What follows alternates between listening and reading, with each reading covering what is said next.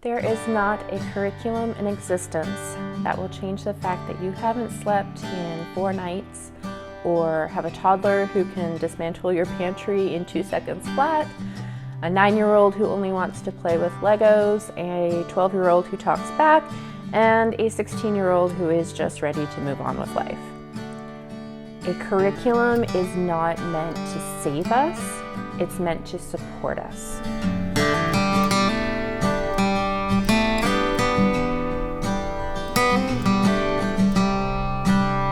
As many of you know, we have been homeschooling for 13 years. And in the first 5 years of our homeschool, we went through multiple resources for every subject. We used 2 reading programs, 3 spelling programs, 3 grammar programs, 6 math programs, 2 history programs, and I don't even remember what we did for science. From all of that trial and error, I want to share the things I've learned about choosing the best homeschool curriculum for your family. Number 1, don't choose a curriculum based on a mood board.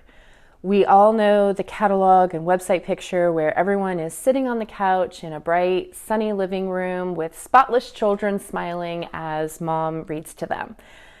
These moments totally do happen in homeschooling, but they're not the norm.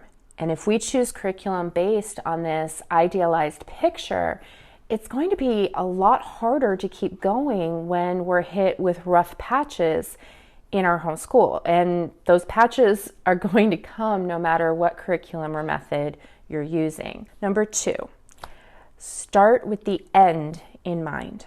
What are you setting out to do by homeschooling? Some people establish large vision statements or even documents for this, but my husband and I answer it very simply.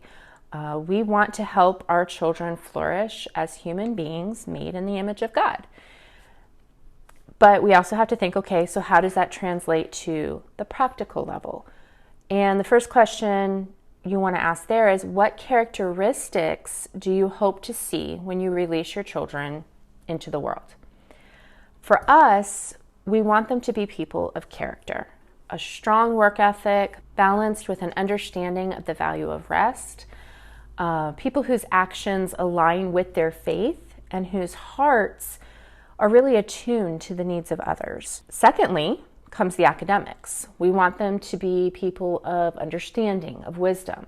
We want them to have a deep understanding of their faith, of the structure and expression of language, of the beauty and impact of mathematics. And we want them to have a deep understanding of man himself, how both following and not following our dignity as human beings can impact and has impacted history and literature. So you want to ask yourself, what character traits do we want to nurture and what knowledge do we want to pass on? Number 3, be honest about your children's strengths and weaknesses. When I was planning high school for my oldest 2 children, I was aware of their weaknesses, but I still planned based on an idealized vision I had in my head of what their high school years would look like. So instead of starting where they were at and gently stretching, I threw them in the deep end several different times. And all this did was lead to backtracking, missed opportunities, and much slower progress than if I had just met them where they were at to begin with. So now I try to take a much longer look at where each particular child is at. I have to be honest about their current weaknesses and how those could affect them. And I have to assess where they're at and what they're capable of, and then structure a plan that lets them reach that potential, but reach it one step at a time. Number 4, be honest about your own strengths and weaknesses. If you are not a crafty mom, do not choose a curriculum that is based on crafts. Again, it's not a magic bullet. It's not going to make you the mom you might wish you were. Now, there's a very fine line between limitations and motivation. I have to make sure our curriculum is realistic based on my limitations, but that doesn't mean I can make it easy based on my fallen human nature.